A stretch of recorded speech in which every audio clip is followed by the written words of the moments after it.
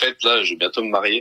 Oui, مبروك عليك. J'ai toujours vécu tout seul avec mes parents et tout. Et en fait, j'aimerais bien savoir comment vivre avec sa femme tranquillou. Pour une tranquillité d'esprit, c'est ça? Oui, c'est ça. Alors, je vais Ouais, te ouais. donner une règle. Akhoya, t'as quel âge? Moi, j'ai 22 mois. D'accord, elle a toujours raison. Ah ouais, toujours. Écoute, tu veux dormir tranquille, tu veux qu'elle te foute la paix, elle a toujours raison. Avant d'appliquer ce conseil, si tu veux éviter d'être malheureux ou divorcé, il y a quelque chose à laquelle tu dois faire attention. La stratégie qu'a donnée la sœur, c'est une stratégie, en réalité, elle est efficace et en vérité, ça peut vous surprendre, mais j'ai pas grand-chose à redire sur cette stratégie.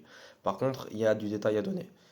Dans 80% des mariages, d'après certains chiffres, c'est la femme qui poursuit et c'est le mari qui évite. Ça veut dire que c'est plutôt la femme qui a tendance à faire des réclamations et le mari qui a tendance à prendre cette distance, par exemple en allant travailler. Et les recherches de John Bowlby et de Mary Ainsworth, elles montrent que en réalité, les personnes qui ont tendance à poursuivre, elles ont ce qu'on appelle un attachement anxieux, c'est-à-dire qu'elles ont une grande peur de l'abandon. Et donc, comme elles ont une grande peur dans l'abandon, elles ont besoin de se sentir importantes aux yeux des personnes qu'elles aiment.